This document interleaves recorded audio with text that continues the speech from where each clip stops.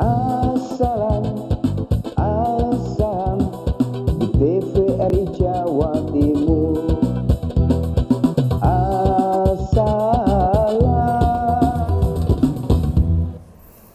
Baik pemirsa TVRI Jawa Timur, terima kasih Anda masih setia bersama kami di Assalam, Ayo Sinau Agama Islam. Sore hari ini tema kita adalah Cintailah Rasulmu. Dan bagi Anda yang ingin bergabung bersama kami bisa melalui telepon interaktif di 0315678216 bersama saya Mala Arifin dan Ustadz Heru Kusumahdi LC MPDI. Tema kita adalah Cintailah Rasulmu. Ustadz, tadi sudah disebutkan sebagian ya cara kita mencintai Rasulullah. Ya. Namun sebesar dan sejauh apa sih Ustadz kita itu harus mencintai Rasulullah? Kalau terhadap sesama manusia kan kadang kita ada aturan mencintai sewajarnya saja gitu kan, membenci sewajarnya saja. Tapi kalau kepada Rasulullah ini harus bagaimana Ustadz? Manggo. Jadi cinta kita kepada Rasulullah tentunya berbeda dengan cinta kita kepada sesama manusia. Meskipun beliau Shallallahu Alaihi Wasallam adalah manusia biasa, cuma terstatuskan menjadi utusan Allah. Maka karena Rasulullah itu sosok yang spesial, maka kita cintanya juga lebih spesial ketimbang manusia biasa. Spesialnya apa? Spesialnya melebihi cinta kita kepada orang-orang yang kita cintai secara interaksi sosial, baik itu keluarga, orang tua, kemudian sahabat, kolega, dan lain sebagainya. Jadi ibaratnya Rasulullah ini di atas mereka kecintaan kita. Dalam tataran prakteknya itu ya, kalau Rasulullah punya sesuatu yang harus kita lakukan sesuai dengan perintahnya beliau, kemudian bertabrakan dengan perintah dari semisal pasangan kita atau sahabat kita, maka kita dahulukan perintah beliau Nabi Muhammad SAW. Jadi cinta kita kepada beliau melebihi cinta kita kepada para sosok-sosok yang kita cintai dalam kehidupan ini. Karena alasannya sederhana sekali, karena beliau ini adalah sosok yang paling dicintai oleh Allah Subhanahu Wa Taala. Nah, sehingga pada wilayah ini, titik ini, nah kita tetap ada batasan mencintai Rasul itu. Batasannya apa? Tidak boleh menyamai kepada Allah, ataukah bahkan melebihi mengkultuskan Rasulullah di atasnya Allah Subhanahu Wa Taala. Sehingga tetap ada cinta yang spesial, tapi tetap ada batasannya, tapi hanya di titik itu saja. Kalau yang sesama tadi dikatakan oleh Mbak Mala, ya kita ada sewajarnya saja mencintai gitu. Kalau Rasulullah tentunya nggak wajar-wajar banget harus gitu. Lebih ya tentunya harus lebih. Tapi Ustadz berbicara Rasul ini yang dimaksud apakah hanya baginda Rasul Muhammad SAW atau juga kepada nabi-nabi yang lain? Kalau rasa cinta tentunya lebih, karena cinta itu menunjukkan sebuah pembuktian, harus adanya pembuktian, harus ada aplikatif, harus kemudian terbukti, maka kepada Rasulullah Shallallahu Alaihi Wasallam, Nabi Muhammad Shallallahu Alaihi Wasallam. Kalau sedangkan kepada Nabi dan Rasul yang lainnya sebatas pada wilayah keimanan kita mempercayai, meyakini. Kenapa? Yaitu tadi ketika cinta itu harus terbuktikan, sedangkan kepada Nabi dan Rasul yang lainnya kita tidak mengetahui secara detail, semisal Nabi Adam seperti apa, kemudian Nabi Yakub seperti apa, dan lain sebagainya. Jadi ketika kita itu mencintai Rasul, maka harus ada pembuktian, sehingga disitulah kelebihannya kita mencintai Nabi Muhammad SAW ketimbang kemudian nabi-nabi yang lain. Yang kedua, kita mengakui diri kita adalah umatnya beliau Sallallahu Alaihi Wasallam. Itu yang terpenting ya. Itu yang terpenting, dan beliau mengakui kan kita umatnya. Betul. Aneh kalau Rasulullah mengakui, kita nggak mau mengakui. Wahai Rasulullah, aku juga umatnya Nabi Adam kok, misalnya gitu kan. Karena Rasulullah kan pernah menceritakan dalam hadis, aku lagi kangen sama saudaraku. Para sahabat kaget, ya Rasulullah, kami kan saudara engkau. Kata Rasulullah, bukan, kamu sahabatku. Lah kalau saudaraku itu mereka yang belum melihatku, falam taroni, tetapi mereka mengimani aku. Rasul saja mengakui kita umatnya, kenapa kita tidak mengakui Rasulullah sebagai Nabi dan Rasul yang begitu kita cintai? Dan alasan yang ketiga, terakhir, ya karena beliau pelengkap dari nabi-nabi yang lain. Semua syariat nabi-nabi yang lain sudah ada di diri Rasulullah SAW. Kenapa kita tidak hanya kemudian mengikuti Rasulullah sebagai pelengkap, dalam arti mengikuti sini mencintai? Tapi kalau mengimani, ya tentunya seluruhnya Nabi dan Rasul kita imani dan Baik, kita yakini. jadi mengimani semua para nabi Iya. dan mencintai Rasulullah karena kita sebagai umatnya. Benar Begitu, Nab. sekali. Baik Ustadz, sudah ada video pertanyaan yang sudah siap, ini kita simak bersama. Monggo. Assalamualaikum warahmatullahi wabarakatuh. Saya Dili Primarendra, tinggal di Grimapa Sentosa, Waru, Sidoarjo. Di acara Assalam sore hari ini dengan tema Cintailah Rasulmu, yang ingin saya tanyakan Ustadz, bagaimana cara mencintai Rasulullah dan memberi rasa penghormatan kepada sang baginda Nabi Muhammad SAW. Sekian Ustadz atas pertanyaannya dan mohon pencerahannya. Terima kasih atas jawabannya. Saya ucapkan wassalamualaikum warahmatullahi wabarakatuh. Waalaikumsalam warahmatullahi wabarakatuh. Assalamualaikum warahmatullahi wabarakatuh. Saya Konita dari Sidoarjo. Pertanyaan saya, bagaimana cara mencintai Rasulullah secara sempurna? Itu saja. Terima kasih. Assalamualaikum warahmatullahi wabarakatuh. Waalaikumsalam warahmatullahi wabarakatuh. Dua pertanyaan Ustadz. Ya. Yang pertama, Bapak Dili, ini bagaimana cara mencintai Rasulullah? Tadi sedikit sudah kita bahas ya Ustadz. Dan memberi rasa penghormatan, bagaimana Ustadz? Monggo. Iya, tadi sedikit sudah kita sampaikan ya cara mencintai Rasulullah. Di sini kemudian ada yang kedua, yaitu penghormatan. Betul. Penghormatan dalam bahasa Arab bisa kita sebut seringkali dengan ta'zim. Ya, kita mengagungkan, menghormati Rasulullah Sallallahu Alaihi Wasallam. Nah, sebenarnya ada sedikit yang sudah kita sampaikan di depan, yaitu ta'zim terbesar kita kepada Rasulullah itu adalah dengan kita bersalawat kepada beliau Sallallahu Alaihi Wasallam. Maka menjadi sebuah adab yang baik bagi umatnya kalau nama Rasulullah Sallallahu Alaihi Wasallam yaitu Nabi Muhammad tersebutkan, maka kita diminta untuk menambahkan kalimat Sallallahu Alaihi Wasallam. Dalam artian di sini bersolawat. Kenapa kok kita takzim itu dengan bersolawat? Karena ini tidak ada kecuali kepada Nabi Ibrahim tentunya ya. Karena definisi kalau di surat Al-Ahzab itu yang populer biasanya di sholat Jumat itu ya. Innallaha wa malaikatahu yusholluna 'alan nabi. Ya. Logika sederhana saja, sesungguhnya Allah dan malaikat bersolawat kepada Rasulullah. Allah dan malaikat bersolawat kepada Rasulullah. Nah, kenapa kita kemudian tidak? Allah dan malaikat menghormati Rasulullah. Betul. Karena arti sholawatnya Allah itu rahmat. Tapi kalau sholawat kita adalah doa dan pujian-pujian kepada beliau Sallallahu Alaihi Wasallam. Jadi yang paling baik kita menggunakan takzim kita kepada Rasulullah adalah kita mengucapkan sholawat semisal kita mendengar nama beliau terucapkan. Ataukah kemudian ketika kita mengucapkan nama beliau Sallallahu Alaihi Wasallam, kita kemudian mengikuti dengan sholawat kepada beliau. Kenapa? Karena di wilayah inilah kita memberikan sebuah satu doa, dua pujian. Ya namanya orang kalau saling takzim, mentakzimi, saya mentakzimi Mbak Malala, saya mentakzimi pemirsa TVRI Jawa Timur, maka kan ada di situ pembuktiannya itu mendoakan. Nah seperti itu juga isi dari sholawat itu sendiri. Jadi untuk satu takzim itu adalah kita memaknai sholawat tidak hanya di lisan, tapi juga di dalam hati kita. Ustadz, bersolawat tadi kan Allah dan malaikatnya begitu ya. Kalau Allah menurunkan rahmat, kalau malaikatnya Ustadz? Sama dengan kita, yaitu doa dan pujian kepada Rasulullah SAW. Kalau di dalam beberapa tafsir ya, semisal saya ngambil tafsir dari Dr. Wahbah Zuhaili di tafsir Al-Munir menyebutkan seperti itu. Baik, yang kedua Ustadz dari Ibu Konita ya, bagaimana cara mencintai Rasulullah secara sempurna? Wah, ini. Masya Allah. Baik, dari sekian yang kita sampaikan tadi ya, kita mencintai keluarganya, mencintai sahabatnya. Saya tambah satu lagi, selain bersolawat dan mengikuti sunnah-sunnah beliau, memperdalam sirah. Memperdalam sirah. Nah, cuma bedanya ini kalau untuk para ibu-ibu, ini saya agak menambahkan tawarannya tidak hanya pada Rasulullah, tetapi kepada satu istri-istri beliau, Sallallahu Alaihi Wasallam, ataukah kemudian sahabiat-sahabiat di sekitaran Rasulullah. Maksudnya gimana? Begini, kalau misalnya para ibu-ibu mengikuti Rasul, pasti nanti memiliki batasan-batasan tersendiri, yaitu Rasulullah melakukan itu sebagai seorang laki-laki. Baik. Nah, ibu-ibu kesulitan akhirnya kalau meniru Rasulullah sebagai seorang laki-laki.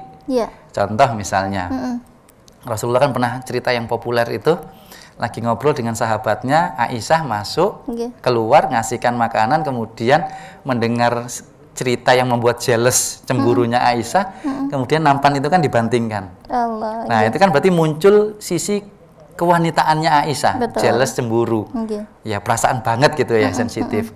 Nah, Rasulullah posisinya saat itu laki-laki banget, yang tahu kondisi, bisa bersikap, akhirnya memeluk Aisyah dan seterusnya. Nah, kalau misalnya ini dibawa oleh Para ibu, istri. para istri seperti itu, Iya. kata guru saya kesulitan karena fitrahnya Rasul ada sebagai seorang laki-laki. Maka katanya beliau, guru kami, Nggih. ya coba pelajari juga sirahnya istri-istri Rasulullah. Dari situlah interpretasi Rasulullah sebagai seorang perempuan itu bisa diaplikasikan. Jadi kalau ingin mencintai Rasulullah juga pelajari sirahnya Ibunda Aisyah, Baik. kemudian istri Rasulullah Zainab binti Jahas, ataukah yang lainnya, agar nanti kita bisa menangkap bagaimana sih Rasulullah itu dengan karakter perempuan Baik. dalam sosok istri beliau Shallallahu Alaihi Wasallam. Tapi jangan meniru yang membanting Nah, iya. nampannya ya Ustadz ya. Ya tidak. Masya Allah, luar biasa. Baik pemirsa dan Ustadz, ini sudah ada video berikutnya. Pertanyaan dari pemirsa atau jamaah di rumah yang sudah siap, silakan. Assalamualaikum warahmatullahi wabarakatuh. Selamat sore Pak Ustadz. Perkenalkan, saya Sugeng dari Gedangan Sidoarjo. Pada saat ini temanya kan cintailah Rasulmu. Sedangkan kita tidak pernah hidup di zamannya Rasulullah, tetapi kita diperintahkan untuk mencintai Rasulullah. Begini Pak Ustadz, yang ingin saya tanyakan, bagaimana caranya kita mencintai Rasulullah sedangkan kita tidak pernah tahu bagaimana sosok beliau? Terima kasih, mohon penjelasannya. Wassalamualaikum warahmatullahi wabarakatuh. Assalamualaikum warahmatullahi wabarakatuh. Perkenalkan, saya Tiwu. Saya di Jalan Pelemahan 11 Surabaya. Dengan ini di acara Assalam di TVRI Surabaya, Jawa Timur. Dengan ini kami menyampaikan kepada Pak Ustadz gimana caranya untuk mencintai Rasul. Sedangkan beliaunya sudah tiada. Wajah dan apapun saya belum tahu. Karena saya ingin mencintai Rasul, caranya bagaimana Pak Ustadz? Saya mohon jawabannya, saya tunggu. Terima kasih. Wassalamualaikum warahmatullahi wabarakatuh. Waalaikumsalam warahmatullahi wabarakatuh. Saya tunggu loh Ustadz jawabannya. Iya. Semangat sekali ya. Masya Masya Allah Ibu, Bapak Sugeng ini tadi di Waru Sidoarjo ya. Jadi kita diharuskan atau diperintahkan untuk mencintai Rasulullah, tetapi kita tidak pernah tahu sosok wajahnya atau bagaimana. Ini bagaimana caranya Ustadz? Jadi ya benar ya, tadi sebagai prolog kita sampaikan, Nggih. Rasulullah ini sosok yang istimewa, manusia biasa tetapi sesuatu yang nggak masuk di akal. Maksudnya apa? Kita bisa mencintai beliau meskipun kita nggak pernah ketemu. Betul. Tapi kalau sesama manusia kan sulit. Iya, iya. Ya kayak tanya saya ke anak-anak muda, Mas, cinta nggak sama calon istrimu? Oh, buru-buru cinta Ustaz. Dapat ketemu aja belum tahu di mana. Iya, iya. Kan gitu. Nah, tapi untuk Rasulullah kita pasti bisa kok, karena sudah sama Allah itu fitrah kita itu sudah terinstal sisi imaniyah kita kepada Nabi dan Rasul. Baik. Nah, cara menginstalkan, mengonkannya itu tadi adalah kok Allah itu begitu indahnya sudah kemudian mensajikan sunnah-sunnah Rasul yang kemudian terangkum di dalam beberapa kitab-kitab hadis misalnya. Baik. Dan semuanya itu indahnya di sini. Semuanya itu sebenarnya bisa kita lakukan karena Rasul melakukan sebagai seorang manusia. Kalau Rasulullah sebagai seorang manusia bisa, maka tentunya kita bisa. Baik. Contoh Rasulullah dikenal dengan Al-Amin, Nggih. yang begitu amanah sekali. Maka kita sebenarnya nggak punya alasan, Yus. Itu Rasul, lah di sini manusia biasa. Lo enggak, itu Rasulullah melakukan sebagai manusia biasa. Kalau Rasul bisa, kamu sebagai manusia biasa juga bisa amanah.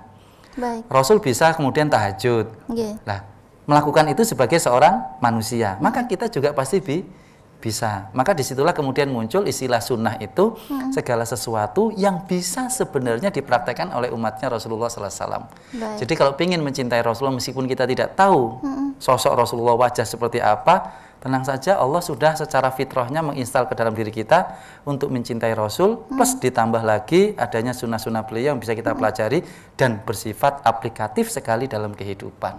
Tapi mohon maaf Ustadz, bagaimana kita menjelaskan mungkin ya bagi mereka yang non-muslim ketika bertanya seperti itu, kok bisa sih kamu cinta, kan kamu nggak pernah tahu. Nah itu bagaimana cara mudah bahasanya Ustadz? Jadi ketika kita bawa ke sebuah analogi, apakah segala sesuatu itu bisa kemudian kita cintai harus dengan kita lihat? Tentunya tidak bisa. Baik. Tapi secara logika ya tentunya tidak bisa. Tapi kalau secara analogi, analogi itu kan segala sesuatu yang sifatnya empirik, sesuatu yang bisa diterima akal dan bisa dirasa oleh panca indera. Baik. Semisal gini, saya bisa nggak mengangan-angan tentang sesuatu yang belum pernah saya lihat, mengangan-angan. Mengangan-angan dalam artian saya tidak melihatnya, saya tidak memegangnya, tapi bisa kemudian saya angan-angan misalnya. Bisa. Misal kayak buah ataupun yang lain-lainnya. Tapi cuma ngangen-angen. Saya rasa ketika kita mengangen-angen, itu akan muncul sebuah ilustrasi dalam benak kita yang kemudian bisa kita dapatkan sebuah feel rasanya sendiri. Misalnya gini, saya ngomong sama Mbak Mala, Mbak, ini ada jeruk nipis, Mbak. Kemudian saya peras sekali, kemudian airnya keluar, kemudian menetes di gelas, kemudian kira-kira rasanya bagaimana? Kita angen-angen pasti, ini informasinya jeruk nipis kok kucut, seger, tapi pas apa nanti saya tambah es batu, kok kayak seger gini. Sesuatu yang bisa kita angan-angan meskipun kita tidak pernah melihat langsung live, maka sebenarnya itu bisa menggugah perasaan kita dan daya-daya rasionalitas kita sebenarnya. Artinya dari sirah mungkin itu bisa ya Ustadz ya? Iya. Mempengaruhi nggih. Makanya semua sirah dan sunnah itu sifatnya aplikatif.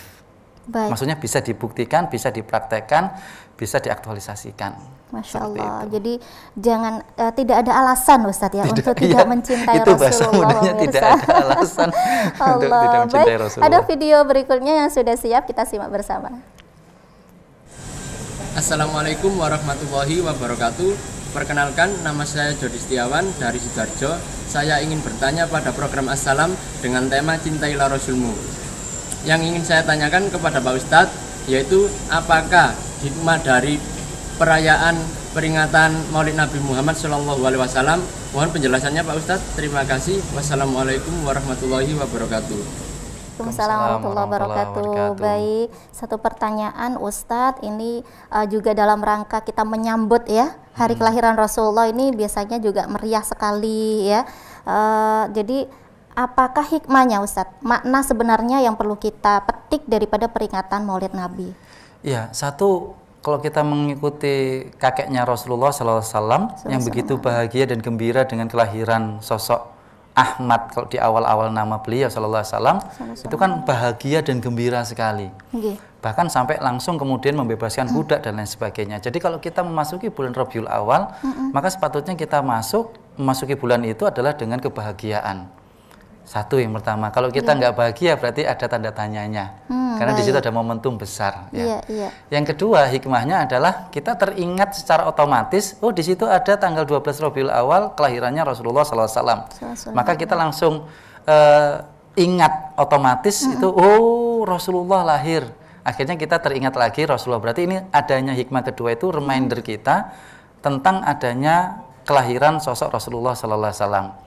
Yang ketiga adalah momentum bagaimana kita kemudian mengenal sosok beliau dari awal sampai akhir, yaitu dengan sirah-sirah beliau, karena biasanya kalau di acara salam Maulid Nabi Muhammad SAW itu kan dibacakan sirah-sirah Rasul. Kalau di ulama-ulama istilahnya kan manakib gitu ya. Kalau di Rasulullah adalah sirah-sirah Rasul. Tetapi ada satu yang terakhir yang hikmah yang harus kita ketahui, bahwasanya adanya maulid ini, kalau saya analogikakan seorang ibu melahirkan. Kalau pas melahirkan putrinya atau putranya, itu apa yang dirasakan, Mbak? Pas melahirkan, yang dirasakan? Was-was, apa ya? Pas sudah lahir, pas sudah lahir, senang, bahagia. Senang, bahagia, bahkan bersyukur. Semua sakit, semua 9 bulan capek, itu kan kayak langsung hilang. Betul, lega. Sudah lega gitu. Maksudnya adalah ketika kita mengingat Rasulullah SAW, sebenarnya di pikiran kita, problem kita, permasalahan hidup kita, sebenarnya itu sudah ada solusinya di Rasulullah Shallallahu Alaihi Wasallam. Allah. Kalau tadi menjawab pertanyaan yang kedua sebelum sempat kita jawab, Rasulullah itu sudah tiada, maka kan solusinya ada di Al-Quran. Ibunda Aisyah mengatakan, ya akhlaknya Rasul itu, ya Al-Quran itu, atau Rasulullah adalah Al-Quran yang berjalan. Dan menariknya, Al-Quran ini akan on tanpa perlu dipegang oleh Rasul. Kalau tongkatnya Nabi Musa yang mukjizat yang keren-keren itu kan baru on kalau dipegang Nabi Musa. Betul. Dipegang Samiri gak berubah, dipegang Nabi Harun juga nggak berefek. Jadi menunggu dipegang nabinya. Tapi ini kan mukjizatnya Rasulullah, tapi tidak perlu menunggu dipegang Rasul, kita sendiri umatnya memegang, membuka, membacanya, kita sudah merasakan sendiri mukjizatnya dari Al-Quran itu. Bisa memberikan kenikmatan hidup, solusi problem, dan lain sebagainya. Jadi hikmahnya adalah dengan adanya Maulid Nabi itu, kita kembali lagi teringat dengan segala sesuatu yang membahagiakan kita, yaitu salah satunya dari Al-Quran yang menjadi ya keterwakilan mukjizatnya Rasulullah yang sudah tiada. Tetapi Al-Quran tetap ada dan bisa kita nikmati. Artinya peluang besar untuk menumbuhkan rasa cinta kita kepada Rasulullah. Benar, Ustadz, seperti itu. Baik Ustadz, kita akan lanjutkan nanti ya perbincangan kita. Pemirsa jangan kemana-mana, tetap di Assalam, Ayo Sinau Agama Islam sesaat lagi. Asam di TVRI Jawa Timur.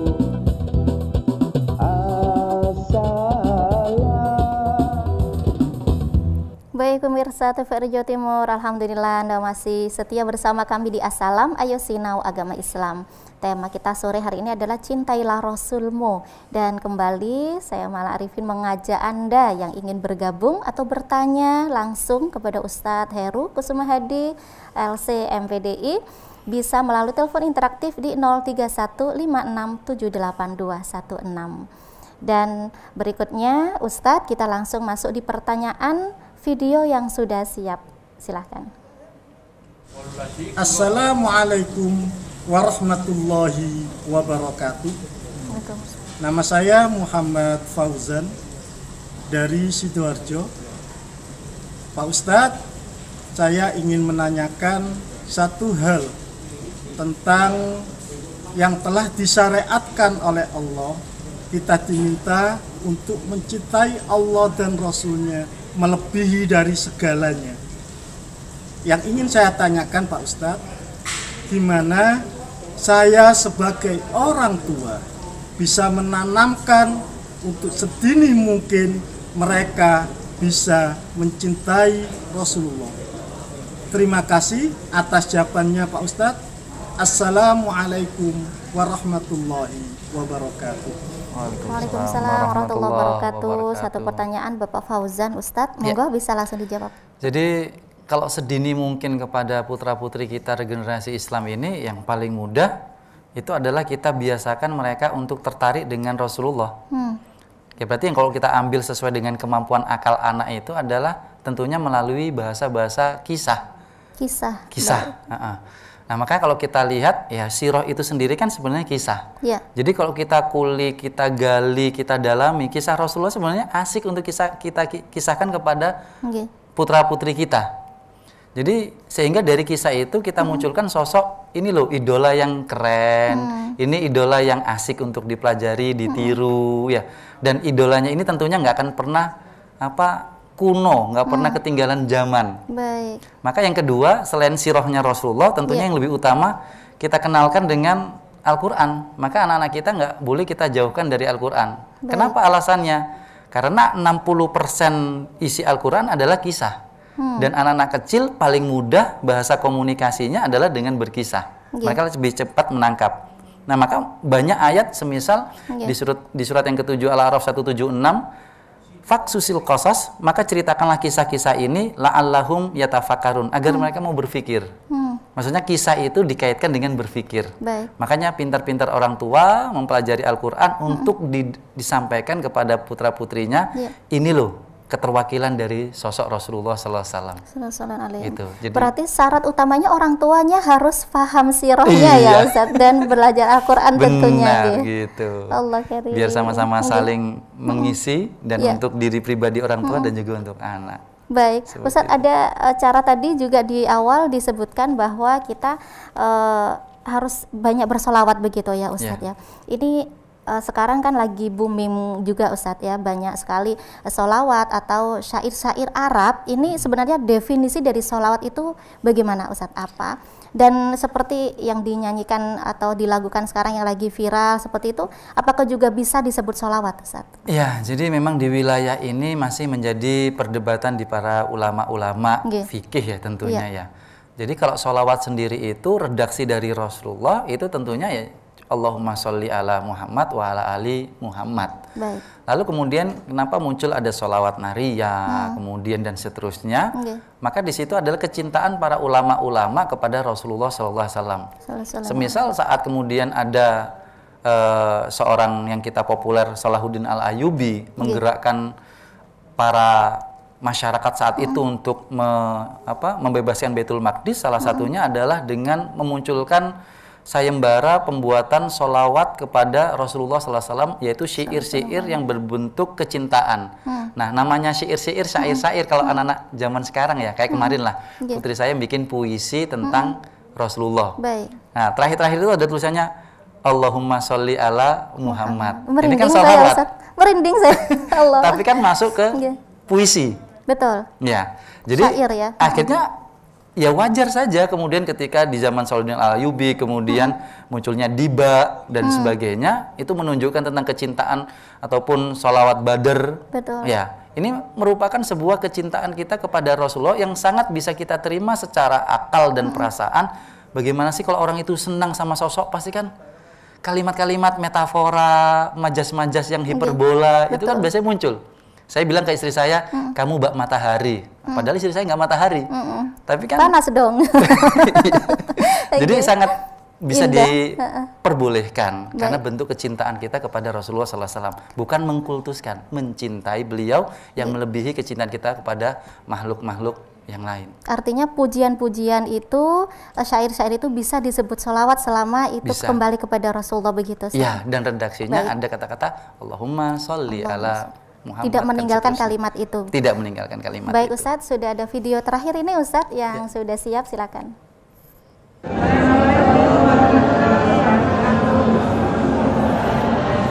Ustadz, berikan kami tips bagaimana supaya kita selalu bersolawat kepada Nabi.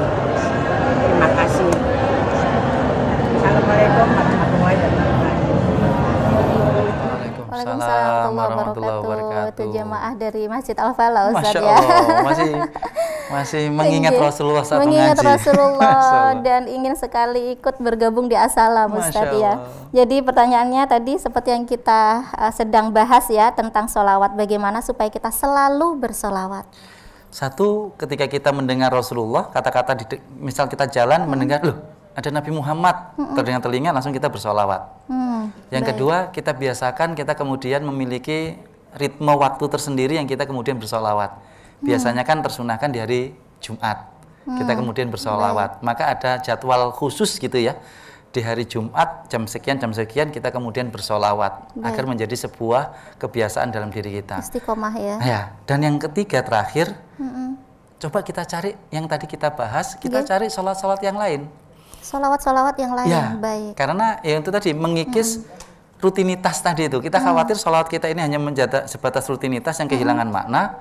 Maka supaya kita berbeda, kita kemudian cobalah kita mencari sholat-sholat yang belum kita hafal. Ini kata guru saya, hikmahnya, kenapa di doa iftitah itu ada 12 versi.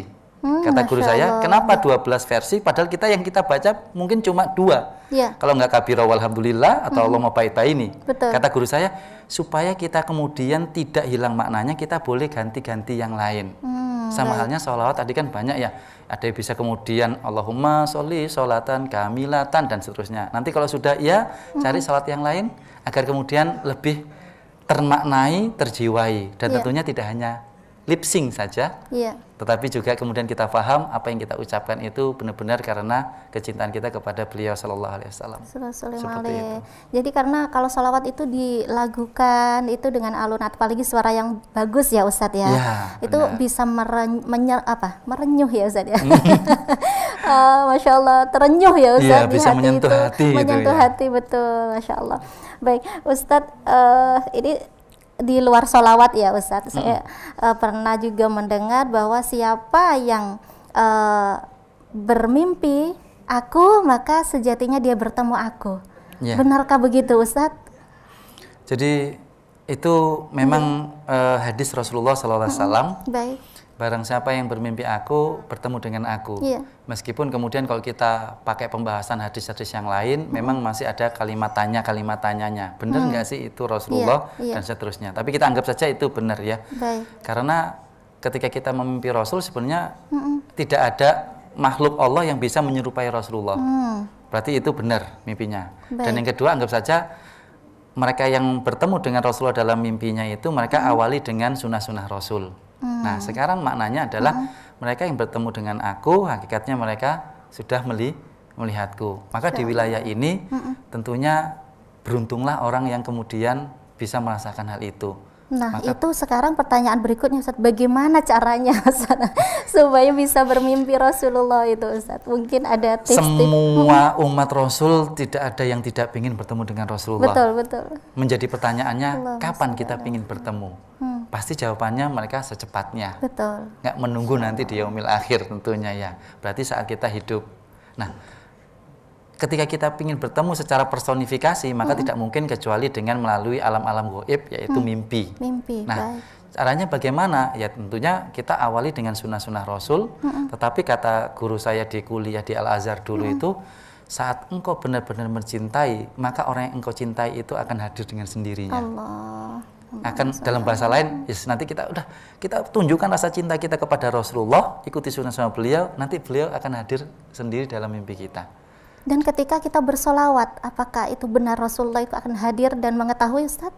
Ya, insya Allah seperti itu. Karena memang kita akui Rasulullah adalah makhluk yang istimewa, tentunya memiliki wilayah-wilayah prerogatif tersendiri yang memiliki itu Allah yang memberikan. Ya, semoga ketika kita bersolawat, Rasulullah SAW kemudian tentunya memahami ini loh umatnya yang pernah bersolawat. Maka Rasul mengatakan, barang siapa yang bersolawat sekali, maka aku akan bersolawat untuknya 10 kali. Dalam artian aku akan mendoakan kepadanya 10 kali. Berarti kan di situ Rasulullah tahu kita sedang bersolawat kepada baginda Rasulullah SAW. Allahumma sholli wa sallim alaihi. Masya Allah, Ustadz, tidak terasa ya kita sudah di penghujung. Padahal berbicara mencintai Rasulullah ingin sekali panjang kali lebar ya, nggak ada habisnya. Tapi pemirsa, kita simak kesimpulannya Ustadz, monggo. Jadi pemirsa TVRI Jawa Timur, yuk kita cintai Rasul dengan cara kita rencanakan dari sekarang. Karena segala sesuatu yang kita rencanakan, maka nanti insya Allah satu, menunjukkan kita serius untuk melakukan hal itu. Yang kedua, akan memunculkan kesempurnaan yang lebih saat kita rencanakan dari awal. Hendak memasuki bulan Rabiul Awal beberapa hari ke depan, dari sekarang kita rencanakan apa saja yang harus kita lakukan untuk kita praktekkan sebagai bentuk rasa cinta kita kepada Rasulullah SAW, sebagaimana yang sudah kita bahas tadi. Bitaufikillah, semoga Allah mudahkan, semoga Allah kuatkan, dan semoga Allah selalu tanamkan kecintaan ke dalam diri kita terhadap baginda Muhammad Sallallahu Alaihi Wasallam. Terima kasih. Supaya lebih sempurna ditutup doa, Ustaz. Baik, terima kasih. Bismillahirrahmanirrahim. Alhamdulillah, wassalatu wassalamu ala Rasulillahi Sallallahu Alaihi Wasallam. Allahumma ya Allah, ij'al jam'ana hadha jam'an marhuma wa tafarraqana min ba'dihi tafarraqan ma'suma. Allahumma inna nas'aluka ma sa'alaka minhu nabiyyuka Muhammad sallallahu alaihi wasallam wa na'udzubika masta'adza minhu nabiyyuka Muhammad sallallahu alaihi wasallam. Rabbana atina min ladunka rahmah wa hayyi lana min amrina rasyada. Rabbana atina fid dunya hasanah wa fil akhirati hasanah wa qina adzabannar. Wa sallallahu ala khalqil mursalin sayyidina Muhammadin sallallahu alaihi wasallam wa bil hurmati da'wahum fiha subhanakallah wa tahiyatum fiha salam wa akhiru da'wana anilhamdulillahi rabbil alamin. Amin ya rabbal alamin. Alhamdulillah, terima kasih banyak ilmunya Ustaz. Sama-sama. Semoga bisa berjumpa kembali. Pemirsa, alhamdulillah tidak ada alasan untuk tidak mencintai Rasulullah. Masya Allah, semoga kita berkumpul bersama baginda Rasul Muhammad SAW nanti di surga. Amin. Saya Daya Arifin mohon undur diri. Assalamualaikum warahmatullahi wabarakatuh. Waalaikumsalam warahmatullahi wabarakatuh. Terima kasih Ustaz. Ayo sinau agama Islam. salam.